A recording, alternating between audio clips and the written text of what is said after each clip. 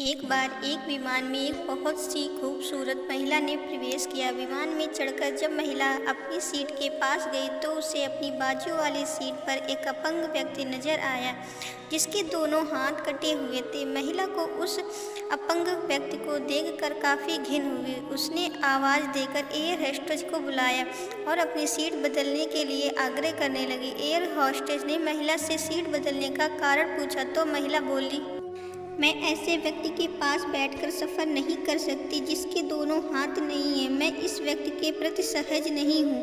मैं इस व्यक्ति के पास बैठकर यात्रा नहीं कर सकती, इसलिए प्लीज़ आप मुझे कोई और सीट दे दीजिए। दिखने में शांत और पढ़ी लिखी महिला के इस तरह के व्यवहार पर एयर होस्टेस अचंभित हुई। एयर होस्टेस ने चारों तरफ देखा लेकिन कोई भी सीट खाली नहीं थी। एयर होस्टेस ने महिला को कोई भी सीट खाली न होने को कहा और साथ में उसे आश्वासन भी दिया कि यात्रियों की सुविधा उनका पहला कार्य है, इसलिए कैप्टन से बात करके कुछ न कुछ हल जरूर निकालेंगे। इतना कहकर एयर होस्टेस कैप्टन के पास चली गई। कुछ देर बाद एयर होस्टेस वापस आई और महिला से बोली, मैडम, आपको हुई असुविधा के लिए मैं आपसे माफ़ी चाहती हूँ, लेकिन फ़िलहाल इस पूरे विमान में एक ही सीट खाली है जो कि बिजनेस क्लास की है।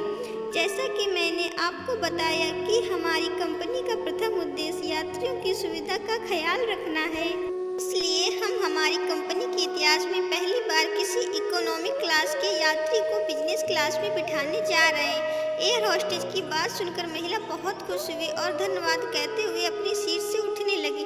तभी एयर होस्टेस ने उस अपंग व्यक्ति की ओर अपने दोनों हाथ बढ़ाते हुए कहा, सर, आपको हो रही असुविधा के लिए मैं आपसे माफ़ी चाहती हूँ, लेकिन हम आपको इकोनॉमिक क्लास से बिजनेस क्लास की सीट दे रहे हैं क्योंकि हम नहीं चाहते कि आप किसी अशिष्ट व्यक्ति के साथ यात्रा करें। एयर होस्टेस की ये बात सुनकर सभी यात्री एयर होस्टेस के इस निर्णय के लिए तालियां बजाने लगे और वह सुंदर महिला अपने इस तरह के बर्ताव पर अब नजरें नहीं उठा पा रही थी।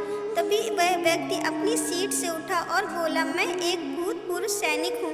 कश्मीर में हुए एक मिशन के दौरान मैंने अपने दोनों हाथ खो दिए, लेकिन मुझे हमेशा खुद पर देश के लिए दिए इस बलिदान पर गर्व होता था। आज जब महिला यात्री की ये बात मैंने सुनी तो मैंने सोचा कि मैंने भी किन लोगों के लिए अपनी जान जोखिम में डाली और अपने हाथ खो दिए, लेकिन जब आप सभी के व्यवहार और सोच को देखा तो मुझे आप खुद पर गर्व महसूस हुआ। इतना कहकर यात्री बिजनेस क्लास में चला गया और वो महिला शर्म से पानी पानी हो गई।